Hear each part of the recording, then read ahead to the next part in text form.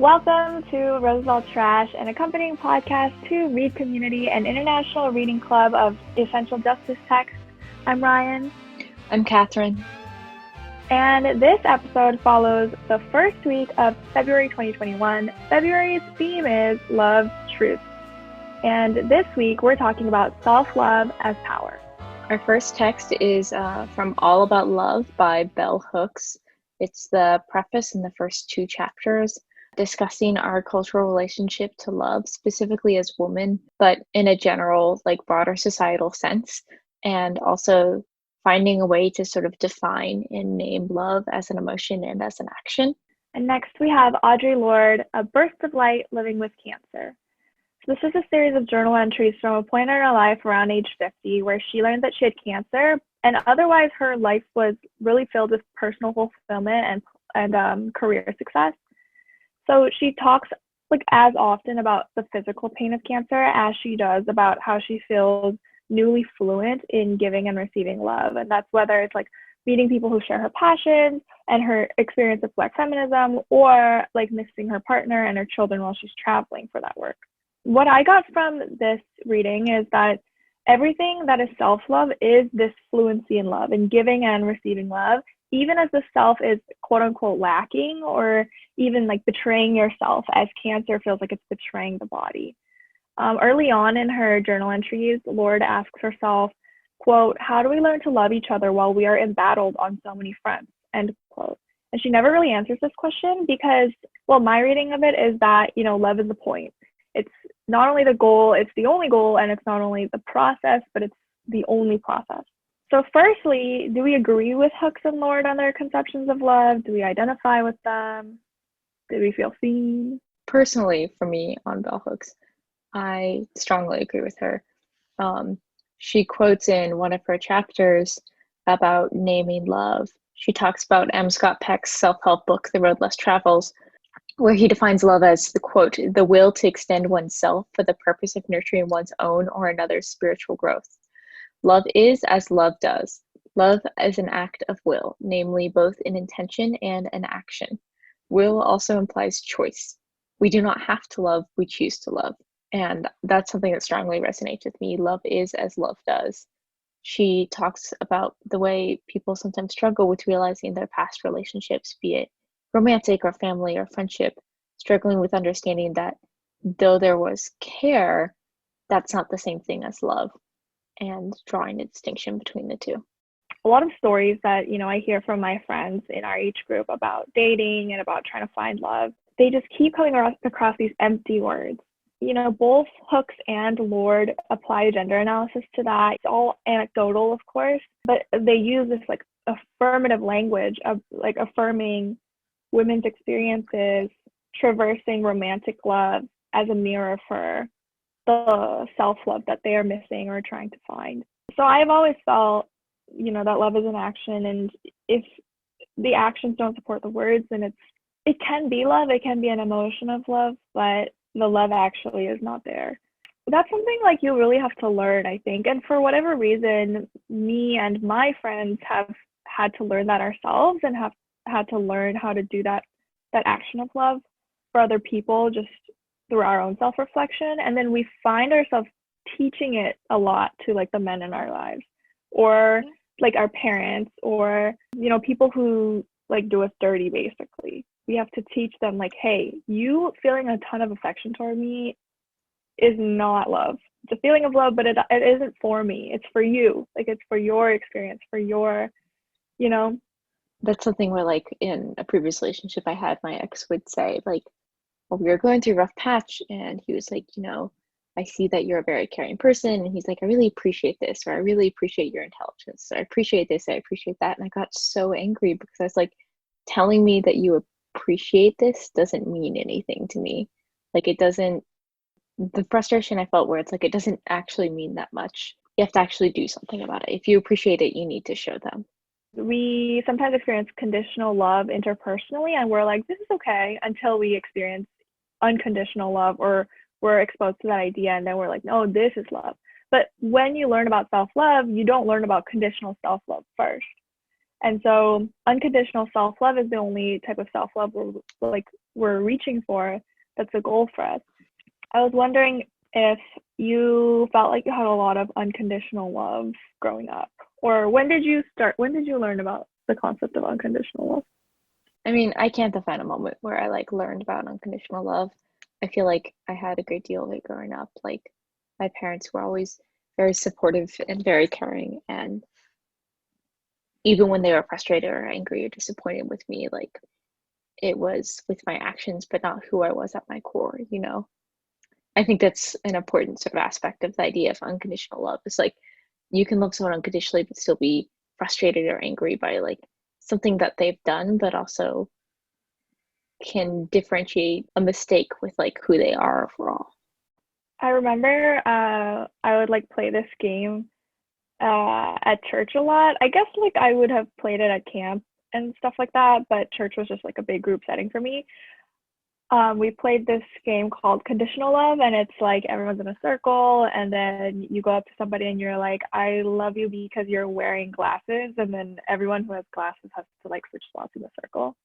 But it's like the person who ends up not having a spot, they have to like go up to someone else and be like, I love you because you have long hair or something, and everyone has to switch.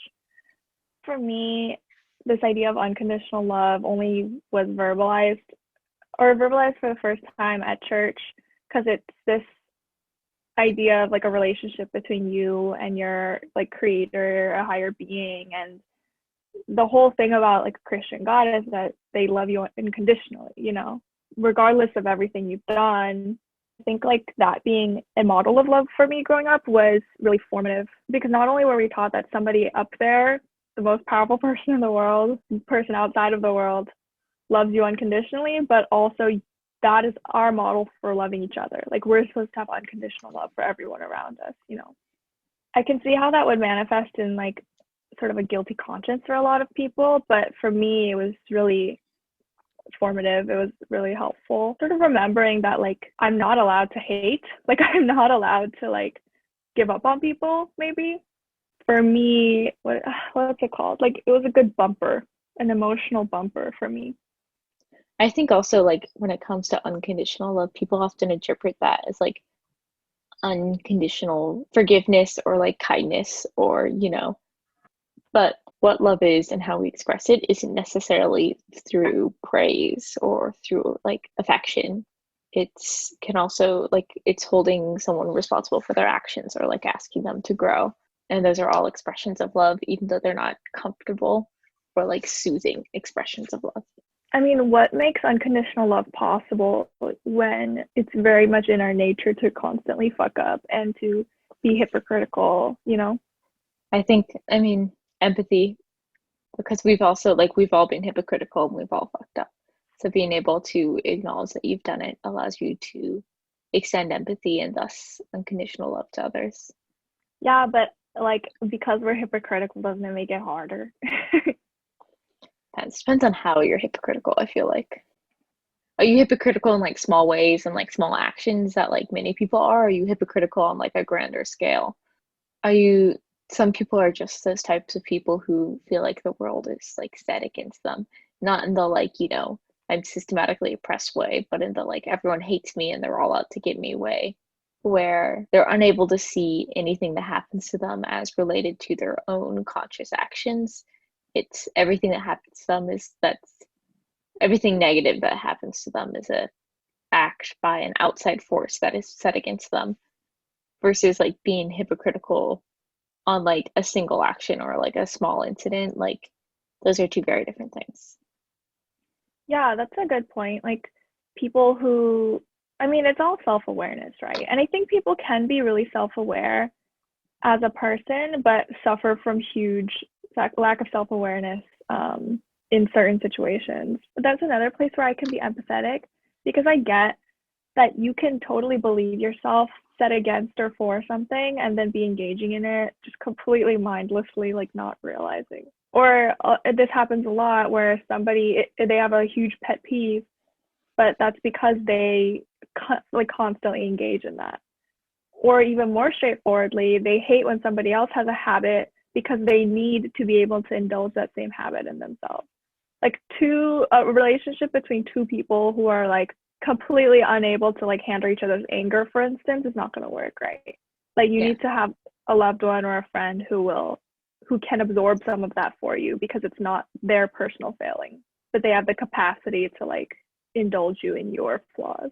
To like bring it back to self-love, right? What is your relationship with yourself like in regards to your flaws? Like, how do you indulge yourself, or how are you a friend to yourself? I think for me, like a relationship to myself when I feel insecure or when I feel really angry at myself for like my failings, like when I didn't work on that project that I was supposed to work on, or like when I realized that I've like spent all day on Instagram and watching TikTok instead of like reading, or like, when I was too tired and like, didn't go for a run or something. I think I've gotten to the point where instead of like feeling angry at myself, I've started asking myself, like, why do I do those things that like I myself don't like? Like something I've been realizing about motivation, like for me, like when I have such a lack of motivation for things and when I'm going through a rough time, and it's really hard for me to get work done, even work that I want to do, trying to be introspective and be like, okay, like in periods of my life where I've been super productive and I've been on top of things, like what were things that marked those periods? Like, times during college where I like made really good work and I was really on top of things. I mean, something that marked that period was that we weren't in a pandemic, and that made it a lot easier. But other things, like I was interacting with other people socially on a regular basis, and that made a big difference to my energy and productive levels. Or I had external deadlines, which is something that I really thrive with, is having other people set deadlines and check in with me. So trying to like ask you to check in with me about some work that I'm doing. So that way I know that I'll have that outside motivator instead of trying to do an internal motivator, which I know won't work because it hasn't worked ever for me. Really? Why is that? Well, I mean, sometimes I could do it. Like I've achieved some goals with internal motivation, but it's just something that like I think I'm an outwardly focused person in terms of like my relationships. So the validation of achieving an outwards like deadline that's coming from like someone else or from like school or something like that is something that's a really valuable reward to me. Whereas like my own internal motivation, like I don't view that as valuable. Like I'm a very social person. Like I like to talk to people a lot and I like to be with other people. Even though I'm not like a spotlight person, but I am a social person who thrives on other people being around me. I thrive on external motivations. Yeah, validation is a good topic. Okay, have you ever watched Community, the And show? then I've seen like one episode. It's very much like a television show about TV, so it's like it has a very meta sense of humor. And there's one episode that I rewatched last night. It's like in the form of like a VCR recording of a wedding. The whole group's at a wedding, and then there's one scene in it where this character named Elroy, he's an older black guy who used to work in tech in the 90s. He has this scene where he's like, I, Elroy Potashnik, used to be addicted to encouraging white people. And it's like, and he has these like clips where he's like complimenting white people on like, wow, you're really scooping those meatballs, or like, this guy knows how to wear pants, or like this guy knows exactly what he's doing. Anyway, he says, this will sound racist, but white people are very discouraged. And he's like, and once you start just telling them, do what you're doing, you feel like a superhero. Anyways, I love that scene so much. I just got lost in like the joy of recounting that scene. But I feel like I have to make an Elroy like confession about how much I relied on being validated by people, not because it was like a crazy amount or anything, but because I, for my entire life, saw myself as somebody who didn't need that validation, who was like so independent and like didn't want to be like anybody else anyway. And like I was a complete like I'm not like other girls type of person when I was younger. And to look back and realize that to the extent to which I was fooling myself makes me feel like I need to do like a professional confession. Like I was addicted to other people's validation, And like it's just so far from how I saw myself before. But I really like I was addicted to like being right and like being good, having other people's attention. Their attention could almost stand in for their approval, I guess. Going back to what you said about like being right, I it's reminds me of a book I read a while ago. My friend Jeb recommended it. It's about attachment theory. It's like the famous book, like Attached or whatever. I had a lot of bones to pick with it because like half the book was like, if only Sarah had known about attachment theory, she could have saved her marriage. I'm like, no, I don't think that's how it works. So, but they did make some solid points. And one of the points they made is like, that the avoidant and the anxious attachment styles, like avoidant people, like when they feel intimacy, they like, get freaked out and they like dip, like they pull away. And then anxious people like need validation and they need comfort. And so they're constantly trying to bring the other person in closer. And they talked about how it's like a dance, the avoidant person pulls away and then they, like maintaining a distance in the relationship and how learning how to bridge that distance is kind of important for successful relationships. But something that they talked about how when anxious and avoidant people have a relationship together, the relationship always ends up being on the terms of the avoidant person. It's not about the avoidant person learning how to be like more vulnerable, or it's not usually about them learning how to be more vulnerable and like learning how to give validation and to be comfortable with intimacy. It's about the avoidant person who usually ends up being the one stifling their needs to suit their partners. I see a lot of things like on Instagram, like infographics and stuff that were like, they sort of cross the fine line between being like, you should be able to feel complete on your own to like, you should not rely on any external validation, or like, you should be able like, you should be fully satisfied like in yourself, and kind of condemning this very natural desire for validation that we have. Like the pendulum has kind of swung, so like people are shamed for wanting validation, or like you're not supposed to want other people to praise you, you're not supposed to want other people to approve of you or compliment you, like you're not supposed to need that at all. But like some people do need that, most people need that, that's like a natural human desire. And like that shouldn't be the one thing holding your happiness together, but like if no one complimented you or like validated you for the rest of your life, that would be awful, no matter how secure you are in yourself. Yeah, I think, my addiction to validation was so heightened because I could not even detect. Like, I wasn't really in denial. I just had no idea that I needed it, and that's Yeah. why I needed it so bad. I think it's weird how like self-esteem and feeling accepted or feeling loved kind of move on different sliding scales. Like you can have a high self-esteem and feel very unloved, and you can feel very loved and have a very low self-esteem. Yeah. And so sometimes those things mediate each other. I think in high school I had a very solid self-esteem, but I felt extremely unloved and I felt like extremely unknown. And so I was lucky in that I had like my relatively high self-esteem to kind of like keep me going. And then like in the time since, those sliding scales have kind of flipped other ways. But I kind of wanted to talk about like when we are in a position where we have to love ourselves, like, sorry, there's no one else around who's going to do that for you right now. But we need to sustain ourselves with love and validation. How do we do that? Like, what techniques do we rely on, or what have we learned in trying to balance that? Personally, a technique I use is like a lot of times my self-esteem will like suffer through comparison. Will be like, I wish I was really cool. I wish I was really smart. Like I want to be like this person or like that person. Like recently I was feeling really shitty about myself. I'm like, I never read anymore. And like, I wish I was one of those people who's just always reading some really new cool book. And I was kind of like, okay, like if I want to be that person, I need to just be them. So I got books from the library and I've been reading a lot. It's made me feel a lot better about myself, not just because reading is a healthier mental choice than watching Netflix or being on Instagram all day. It's also like so much of my low self-esteem, or like when I need to love myself, it's like I want to be this person, so I try and define concrete actions I can take. I always feel like my next best self is constantly in the oven, and I just need to get to a point that comes to me, or like a point that's like fixed in the road, and I'm just walking at my normal pace to that point. But on the journey there, we still deserve self-love. And it honestly, like, having like a healthy relationship to ourselves on that journey, on that path, would probably help us get down that path faster. It's those in between times that are really hard for me. It takes a lot of, I think, emotional regulation, because sometimes all you can do is wait.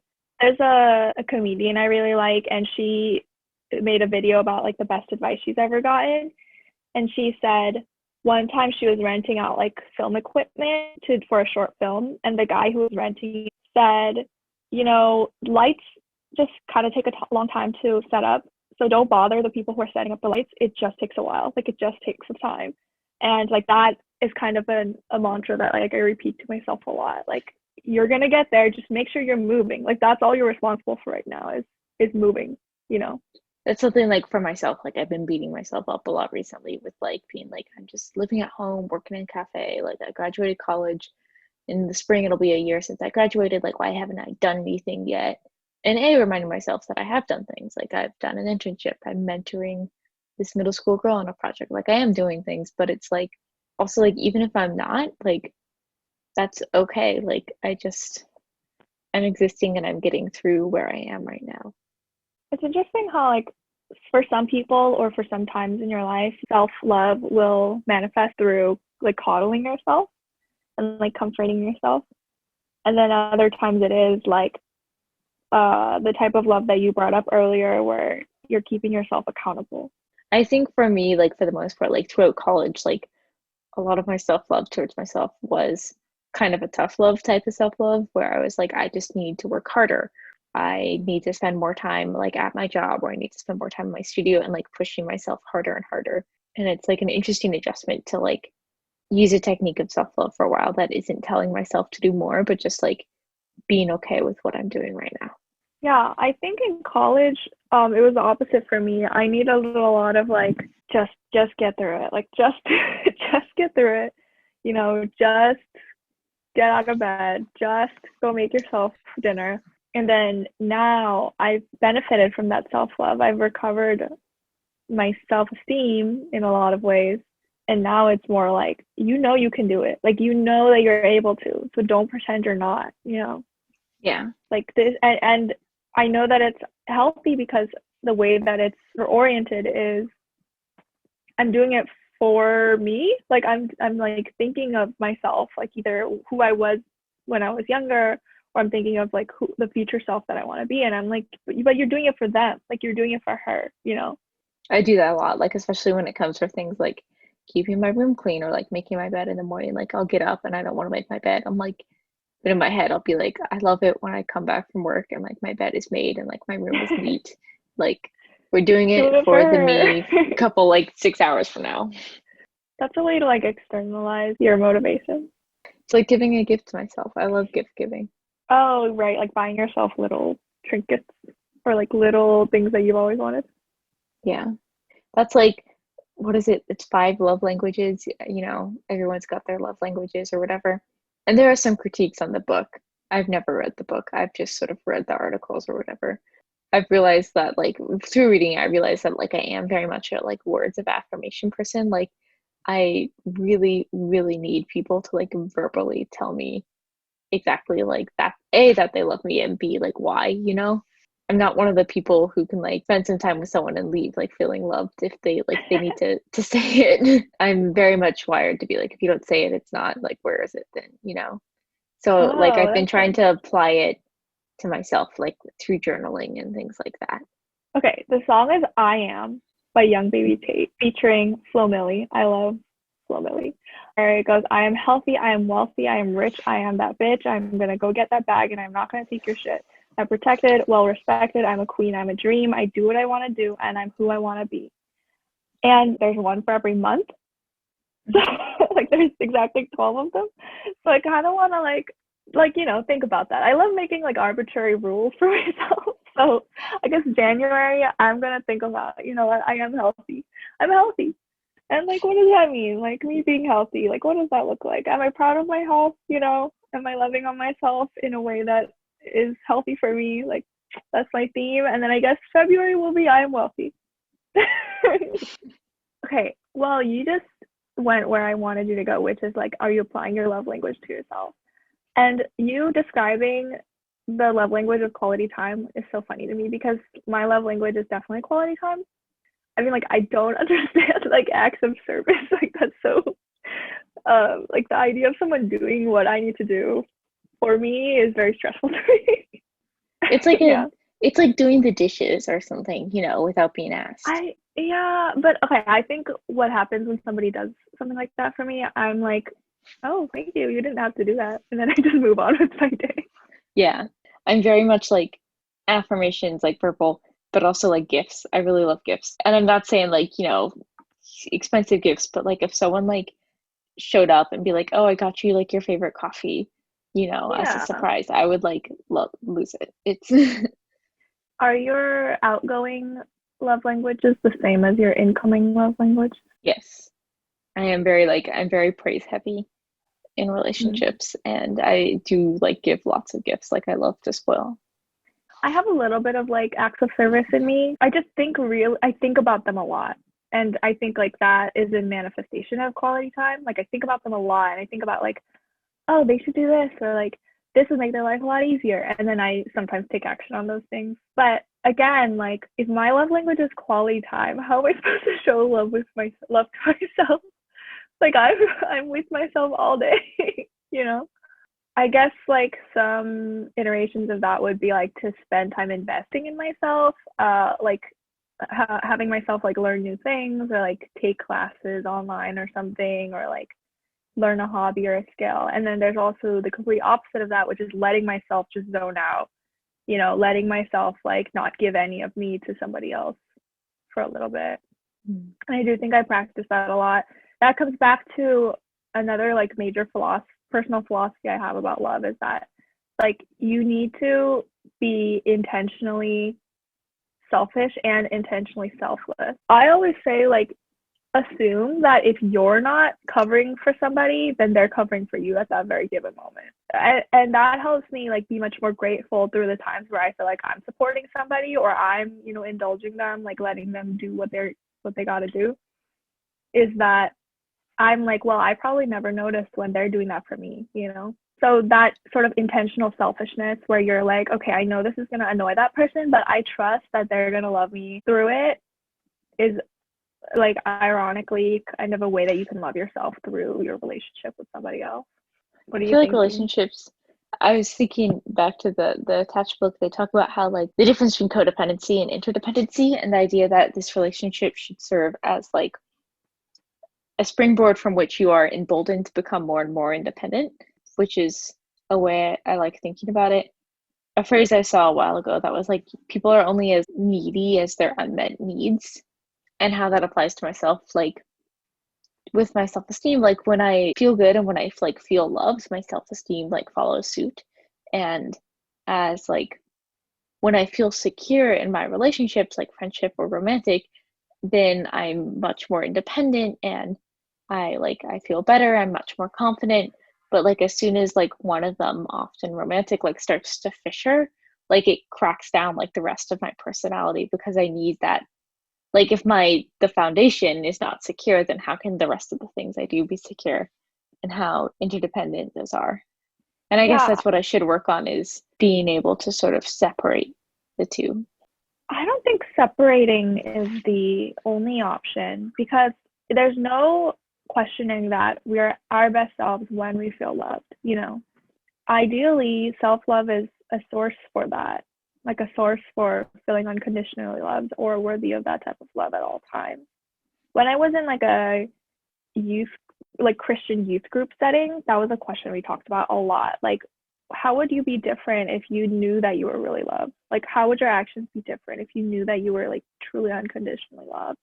And you don't necessarily need that component of like believing in a God of unconditional love to think, well, if I really loved myself all the time, like if I truly had that foundation and it could never go away, like never ever, because if you love yourself right, you wouldn't do something horrible that makes you not believe in yourself anymore. But if I really had that like foundation all the time, what would it look like? And like even before you get to that question, you kind of have to face the truth of like, wow, I don't think I unconditionally love myself. Like I don't think that I like love myself all the time. that lack of love is like where your actions of fear or your actions of anger come from, like where you act from insecurity or from like jealousy. And I don't know. What do you think? Do you think you love yourself, Catherine? Sometimes, not all the time. It like makes me sad because I think it's another thing that I feel guilty about. Like, why can't I just freaking love myself? Yeah, I do. I feel like that's like, I mean, for me, especially with like my appearance and like self-esteem around my appearance, people are like you're a hot bitch and you can like do whatever you want. And then I'm like, why do I like, then I just feel bad that I feel bad, you know? Like, I think it's what you said in an earlier episode. You're talking about how like by making the issue be like women's confidence as opposed to like systematic misogyny and capitalism and racism that like works to make women feel bad constantly, and capitalism works to make everyone feel bad constantly. I've been reading more perspectives that say that explicitly. Like, if we didn't have a capitalist consumerist system, that average self-esteem would not be as low as it is. Yeah, but I also said in that episode, like ultimately it is kind of our problem. Like the system We have to certainly deal with isn't the going to help reality us. of it, so we have to figure Yeah, out how to deal with it on an individual yeah, level, but keep in mind the systematic scale that we need to dismantle. right. Like I would say my biggest insecurities do lie with like this idea that I'm not doing anything real, and it doesn't even matter if that's true. Like I would say like I think I'm doing like very few real things right now, but even like I'm able to face that mentally, and it should be only a mental burden. But then there are these like emotional dregs that are not so easy to accept or process. Like it just makes me want to hide, you know? Yeah. It just makes me want to flee from scrutiny. And but the thing is like my brain will be wherever I am. My biggest fear is just that, like, you know, I will never like accomplish anything with my life, and that'll spend the next like, you know, 30 years like living at my parents' house, working in a cafe, doing nothing, which I know won't happen. But yeah, that's something where like I'll wake up at 1 a.m. just like thinking about it, and I won't be able to sleep for hours. Yeah, And it I doesn't really help to know that it's never going to happen, right? something for me like with when I have anxiety about like, you know, my failings or like how I need to like do all this work or do all this, especially when it's like late at night and I like can't sleep. Like what I tell myself is like the first step to like getting this task done is I can like go to sleep and rest because it's 2 a.m. and I'm not going to do anything useful, you know? Or like also just kind of like breathing through it and like accepting it as like this is a part of me that crops up every now and again. And you just kind of have to like write it out. Oh my gosh, that's like so hard for me to do. Like letting emotions go through you and then, you know, get past you. Like I'm so bad at like sitting with emotional pain, but I'm like really consciously working on it, which I'm proud of. It's hard because I feel like I've made so many mistakes in my life, and they're not big mistakes that really hurt me or hurt other people, but it's frustrating because I'm still connected to those mistakes, and I feel embarrassed of them. You know, it's an embarrassment that you can't run away from because you're not really embarrassed to other people. Like they're not the ones witnessing your embarrassment, but it's just you. And there's like not really we don't assume that there's a way to process that except to forget about it. Something that's really helped me is envisioning my relationship with my past self, or you know, maybe my less motivated self or my lazier self, as like a relationship between a parent and a child. Like I really try to treat myself like I'm my own baby, you know. It helps you be practical about your flaws. So if you know that one of your flaws is to procrastinate a lot, then what would a mom do, right? Not just like wait until it happens and then berate the child for that, but they would like take the precautions to make sure their child has like the biggest chance of success that they can get.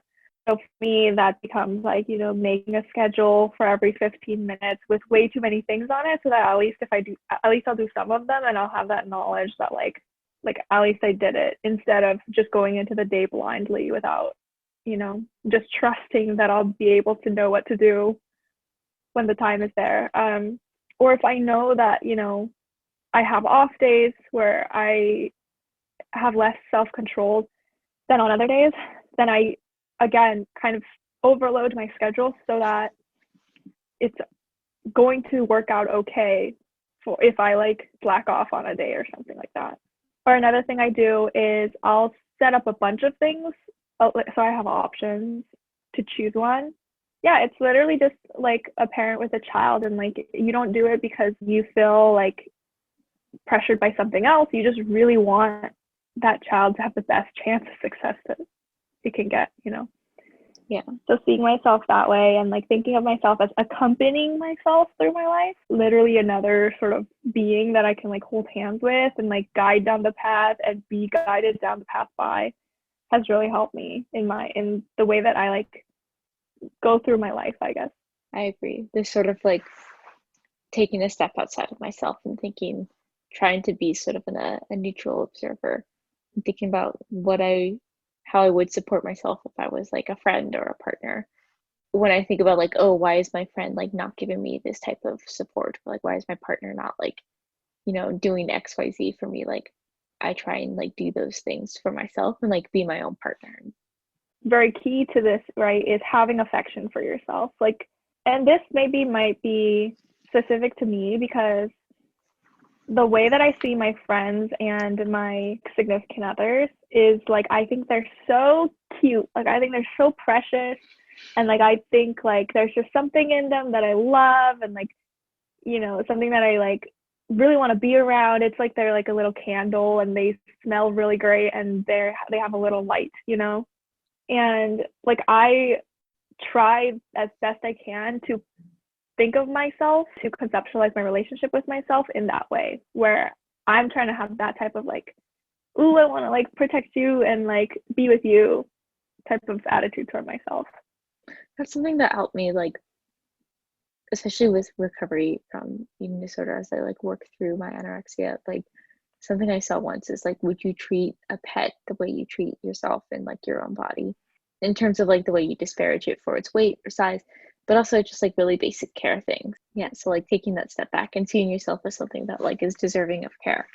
Yeah, and sometimes it's not like infantilizing, but it kind of is. Like, sometimes you have to see yourself as a little bit less complex because your needs are very base. They're very like from the core, especially if it's like a crisis of self-esteem, A lot of people, they develop those sort of psychological needs because those needs weren't fulfilled when they were younger or something. And a lot of people end up consciously wanting to, feel less complicated and have less complex feelings and like just be taken care of. And if you really ask them, like, what does that future look like for you? They don't have an answer because it's just a very core need. Like, you just really want things to stop and you just want to like, curl up and like not have anyone be asking anything of you, only people like coming and taking care of you. I think, it's not an unhealthy thing to ask yourself, like, would I do this to a pet or would I do this to a child? Because you're kind of acknowledging like those types of the needs that originate there, I guess. Hierarchy of needs. So where did we start with self-love and where are we now? I mean, I started kind of nowhere. I mean, I can't tell you where my like low self-esteem and self-love originated from, but in high school it was like rock bottom. It was not a good time. And I think for me, kind of my journey with self-love started in high school, like very like tentative baby steps with acknowledging that I like deserved to have very basic rights met and like basic needs met. In college, as I began to express myself and form more of an identity outside of my hometown, like a more independent sense of self, that's where I felt like I really began to blossom, because I was given the opportunity to try so many new things and realized that I was capable of becoming like the people I'd always admired. It wasn't just like, oh, I wish I could like do those cool things and like make cool clothes or like, have insightful input on XYZ book. I realized I could do those things. Like, I could just read the book and I would have insight, or I could take the class and then I could learn that skill, or I could just go to someone and talk to them. The more agency I gained in my life, the more I was able to use that agency to make myself who I wanted to become and to care for myself more fully. Where would you say you're at now? Like, honestly speaking. this exact moment, I feel like if this is like full self-love, self-actualization, and this is like absolute zero, I'm like maybe 50. We've done some steps back, some steps forward. So What do you feel like in your life is contributing to your current level of self-esteem and self-love? the world in general, the pandemic, my lack of like a real job, whatever that means, those are things that have been like depressing my sense of self-love, or like the fact that I'm not able to have a social circle really, or like not a in-person, no in-person interactions is taking a toll on like my sense of self and like my sense of my friendships. But also having the space to be creative at home and to read and to take time for myself has been a positive input. Yeah, I relate to a lot of that. Where did I start with self-esteem and self-love? I mean, I think I didn't really question the idea of like your individual self-esteem being lower or higher than the average until about fifth grade, maybe. I just remember in fourth grade, like I always knew the answers in class all the time, and I had no shyness about it. Like I would raise my hand and answer the questions all the time. But in fourth grade, I had a teacher who was like very visibly annoyed every time I did that, and I was like maybe this is a bigger problem than I thought. So that's when I really started realizing like I can experiment with like who I present myself to be, and I really think it just like went downhill from there. Like I second guessed myself once, and then it was just like, who am I? What am I doing? Like I said, in previous episodes too, I never like philosophically strayed from the idea that every person has worth. And so that's why my self-esteem was pretty consistently high. And I knew, like I'm smart or whatever, and like whatever. But my main insecurities were around, do people love me? Like, do people value me? Like, can I make friends? That was my biggest issue for so long. I was like, I don't think I can make friends. Like, I don't, like, all my friends leave me. And like, and I was just like, what's wrong? Like, what's happening? And so that kind of just built my mental world. I don't think that I even really had a chance of like choosing to dismiss such insecurities or like fight the insecurities, because they were like a fabric of like the world in which I conceptualized myself. And then in college, I started dating more, and that actually helped a lot with my like self-love, because I had these people who were willing to give me love, and I was really lucky. I like didn't really have many toxic relationships. Like most of my partners were very respectful of me and like very loving and very caring. And I was like, yeah, this is the norm. And then comparing with my friends who had the opposite experience, they found themselves in a lot of disrespectful relationships, or relationships where the other person didn't care for them or didn't value them in action. I was like, I learned to be like very thankful for it and to always seek it out. And in that way, my self-love and self-value like kind of rose. And then I would say the last thing to like really change my self-conception was starting to model.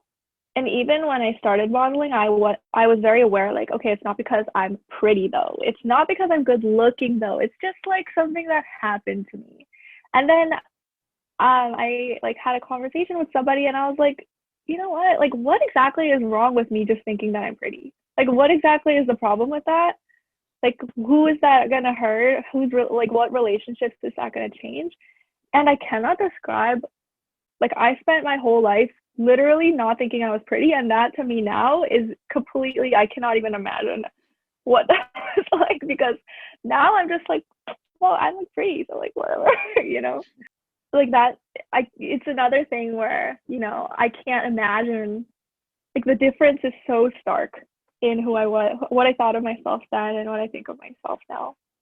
I'm really grateful for that, for sort of like developing a relationship to my appearance in a very impersonal setting, where it was filled with a lot of people like that informed my appearance. And for a lot of people, that would have a negative influence on their self-esteem. But for me, I was just faced with like, well, what if I am pretty? Like, it was as different as me being like, well, what if I am 6 feet tall? Like, it was that straightforward. And so now it's not really about like how I see myself, but the level of resilience that I've managed to rack up throughout my life that has really made the biggest impact on my self-love. Resilience is important. I feel like it's kind of one of the most fundamental aspects of love in general, but self-love especially.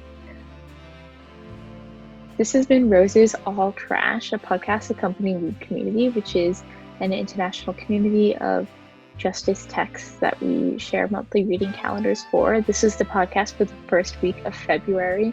I'm Catherine. I'm Ryan. And we hope you enjoyed our podcast, and we hope you'll follow us on YouTube and Instagram at Rose's All Trash. See you next week. Bye.